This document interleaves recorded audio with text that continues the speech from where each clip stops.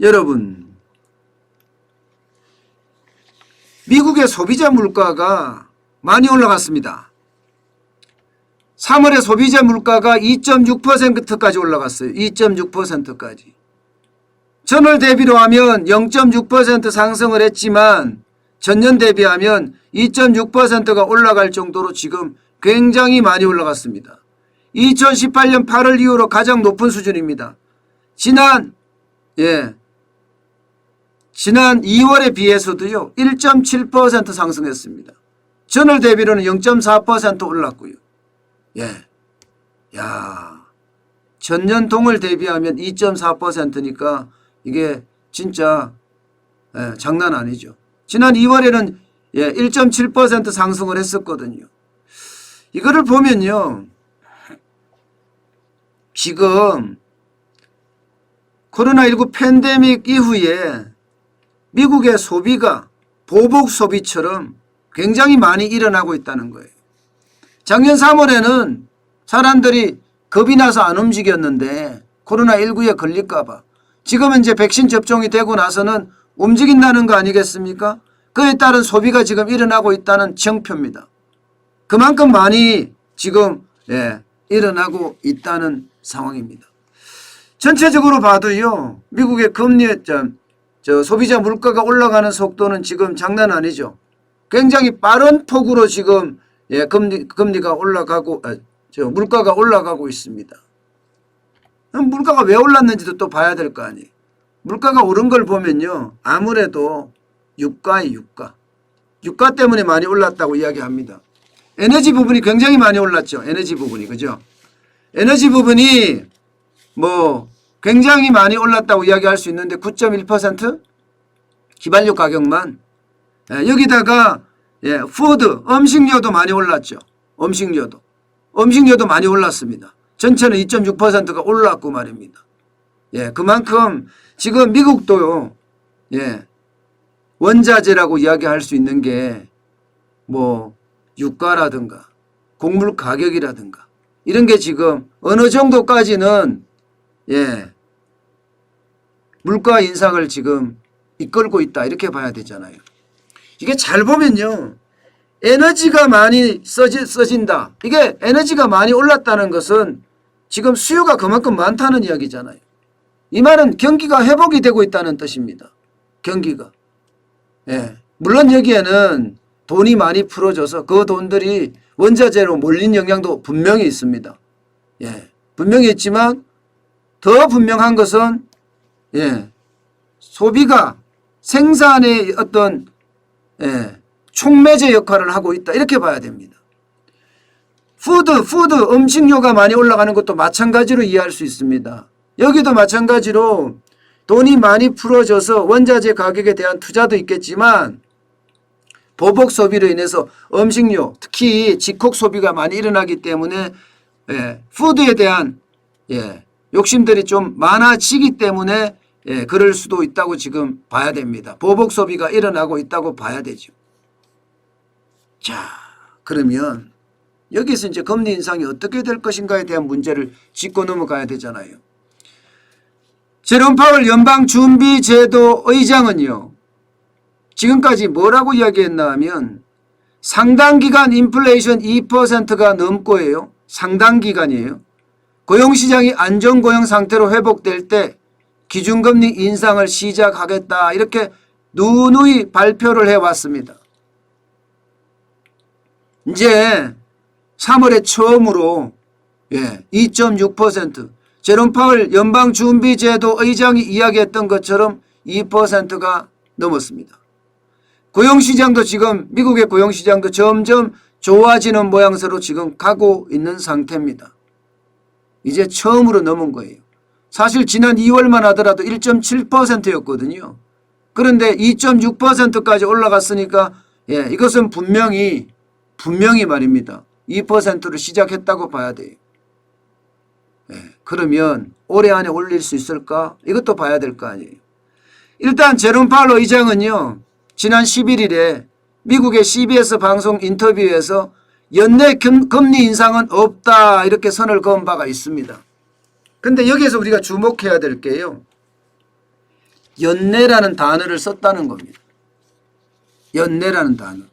지금까지 제롬 파월 의장은 뭐라고 했습니까? 2023년까지 금리 인상은 없다. 제로금리로 간다고 이야기했습니다.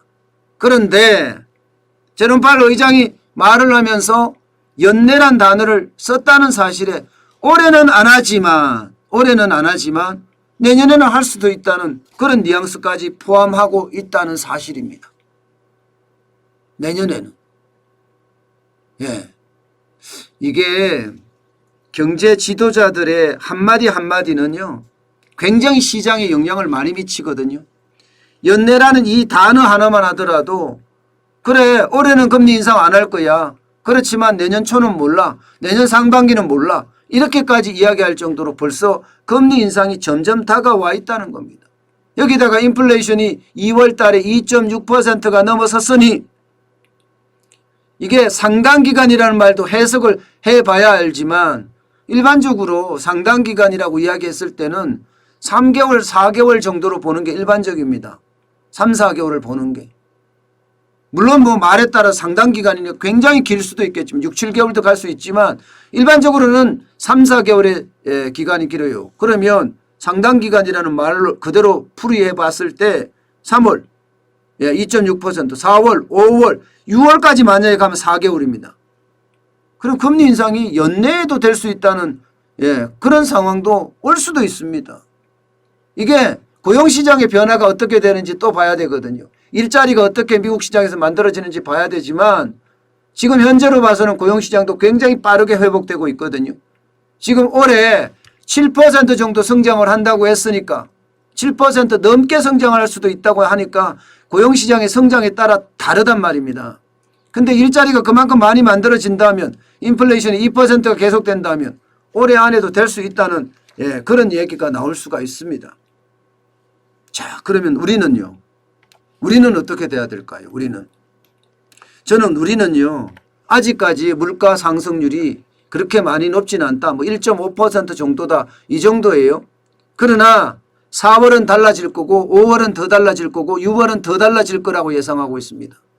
미국도 마찬가지로 4월, 5월, 6월에는 더 올라갈 거라고 예상을 하고 있거든요. 예. 그렇다면 우리 물가도 이거 심상치 않다는 거. 우리 물가도 심상치 않다. 미국 따라가는 경우가 많거든요. 경제가 큰 나라의 어떤 경제에 따라서 작은 나라의 경제는 따라가는 경향이 많다고 제가 말씀을 드렸습니다. 따라가는 경향이라는 게 커플링이라는 뜻인데 커플링의 경향이 굉장히 많습니다. 우리는 오히려 말입니다. 오히려 소비자 물가 상승률이 미국보다 더 심할 수도 있어요. 왜냐고요? 이 수입 물가가 더 많이 올라갈 수가 있기 때문이에요. 수입 물가가.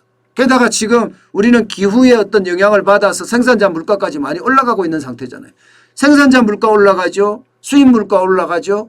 이러면 가공을 해서 만들어서 팔아야 되는 소비자 물가는 어떻게 되겠어요? 더 많이 올라갈 수밖에 없잖아요. 더 많이 올라갈 수밖에. 저는 그렇게 보이는 겁니다. 그렇게 된다면 우리도 금리 인상이 생각보다가 빨리 올 수 있다는 겁니다.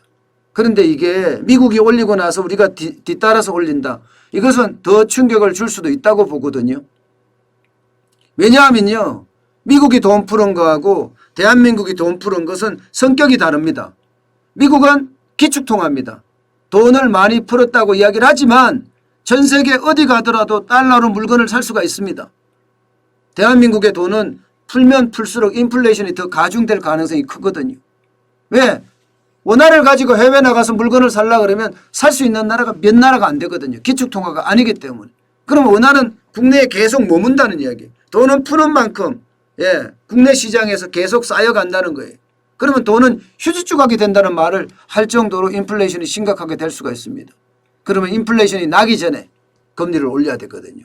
인플레이션이 나기 전에. 저는 미국보다도 우리가 이번에는 선제적으로 올릴 필요가 있지 않느냐 그런 생각을 하거든요.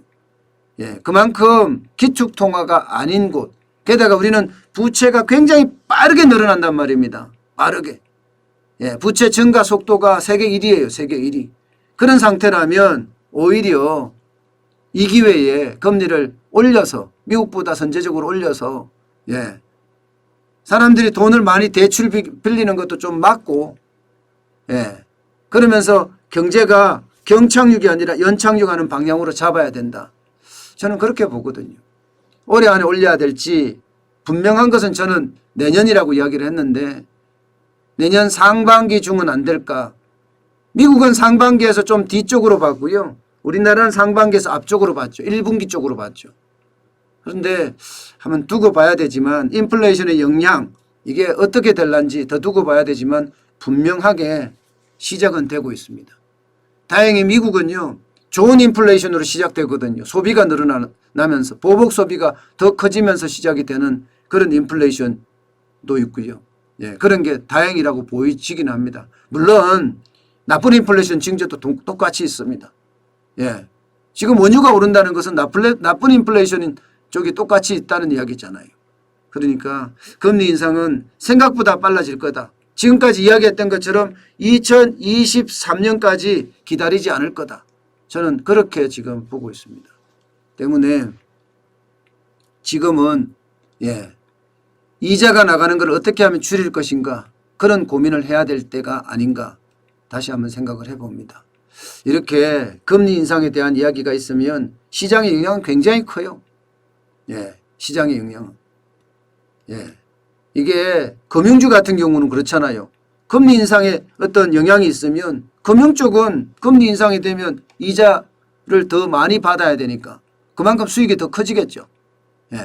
그렇게 시장에 영향을 있을 수도 있습니다. 반면에 금리 인상이 되면 경기 민감주는 어떨까요? 경기 민감한 산업들은 더 힘들어질 가능성도 있죠. 왜냐하면 물가가 올라가는 만큼 소비가 줄어들 수 있으니까 말입니다.